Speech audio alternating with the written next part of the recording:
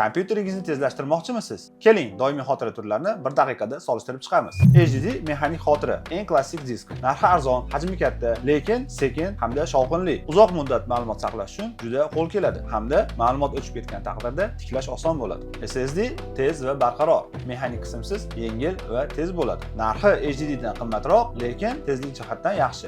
M2 NVMe eng tez texnologiya. M2 NVMe xotiralar ichida eng tezkori hisoblanadi. O'qish va yozish tezligi SSD dan bir necha barobar yuqori bo'ladi. Montaj, 3D grafika va katta fayllar bilan ishlaydiganlar uchun ideal tanlov bo'ladi. Qisqacha qilib aytganda, HDD narxi arzon, hajmi katta bo'lsa, SSD kompyuterni tezlashtirish uchun yaxshi tanlov. M2 NVMe esa professionallar va geymerlar uchun super tezkor variant. Maslahatim, Office, internet surfing uchun SSD yetarli, gaming uchun SSD plus M2 juda yaxshi, video montaj hamda 3D ishlar uchun albatta M2 NVMe tavsiya etiladi. Sizning tanlovingiz qaysi? Albatta izohlarda yozib qoldiring. Yanada ko'proq texnoobzorlar oldinda obuna bo'lishni unutmang.